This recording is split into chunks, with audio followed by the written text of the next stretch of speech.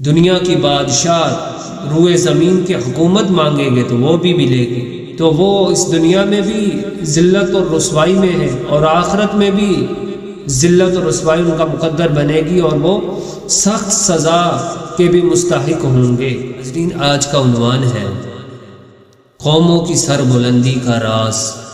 نحمدہ ونصلی علی رسولہ الکریم، اما بعد فاعوذ باللہ من الشیطان الرجیم، بسم اللہ الرحمن الرحیم۔ قال رسول اللہ صلی اللہ تعالی علیہ وسلم، ان اللہ یرفع بهذا الکتاب اقواما، او کما قال علیہ الصلاۃ والسلام۔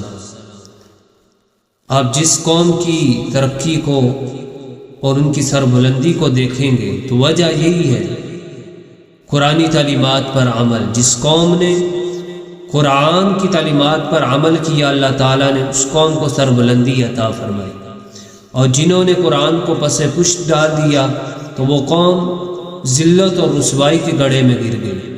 علامہ اقبال رحمہ اللہ فرماتے ہیں کہ وہ معزز تھے زمانے میں مسلمان ہو کر، اور تم خوار ہوئے تارک قرآن ہو کر۔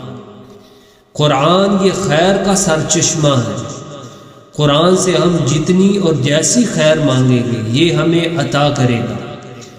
قرآن محض جن بت بگانے، مقدمے میں کامیابی، نوکری کے حصول کے لیے اگر یہ چھوٹی چھوٹی چیزیں ہم مانگیں گے تو یہی ملیں گی۔ اگر قرآن سے ہم دنیا کی بادشاہ روئے زمین کی حکومت مانگیں گے تو وہ بھی ملے گی۔ قرآن سے اگر ہم عرش الہی تک پہنچنا چاہیں گے تو قرآن ہمیں عرش الہی تک پہنچا دے گا۔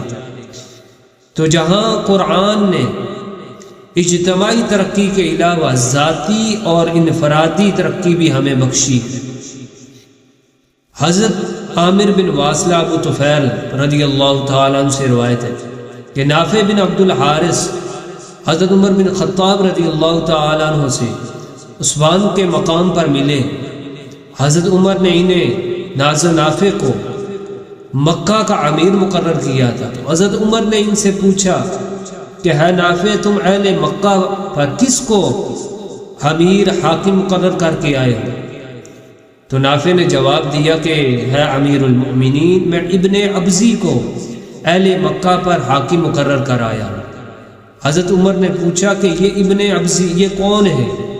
تو نافع نے جواب دیا کہ یہ ہمارے آزاد کردہ غلاموں میں سے ایک غلام ہے۔ تو حضرت عمر نے فرمایا کہ ہے نافع، تم غلاموں کو اہل مکہ پر حاکم مقرر کر آئے ہو؟ تو حضرت نافع نے جواب دیا کہ ہے امیر المؤمنین، ابن ابزی وہ کتاب اللہ کے قاری ہے اور جو فرائض ہیں اور علوم قرآنی ہیں ان کے عالم ہیں۔ حضرت عمر نے فرمایا اگر وہ کتاب اللہ کے قاری ہے، فرائض اور علوم قرآنی کے وہ عالم ہیں تو پھر ٹھیک ہے، کیونکہ نبی پاک صلی اللہ تعالی علیہ وآلہ وسلم کا یہ ارشاد ہے ان اللہ یرفع بہذا الکتاب اقواما، کہ بے شک اللہ تعالیٰ بہت ساری قوموں کو قرآن کی برکت سے بلند کرے گا۔ قرآن کی برکت سے اللہ تعالیٰ سربلندی عطا فرماتا ہے، یعنی جو قرآن کے تابع ہیں، قرآن کی تعلیمات پر عمل کرتے ہیں، اللہ تعالیٰ دنیا میں انہیں حکومت بھی عطا فرماتا ہے اور آخرت میں اللہ تعالیٰ انہیں جنت میں داخل فرمائے گا۔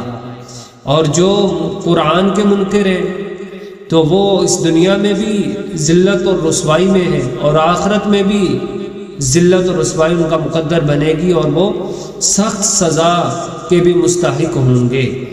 تو اس سے یہ معلوم ہوا کہ قوموں کی ترقی کا راز، قوموں کی سربلندی کا راز قرآنی تعلیمات پر عمل کرنا ہے۔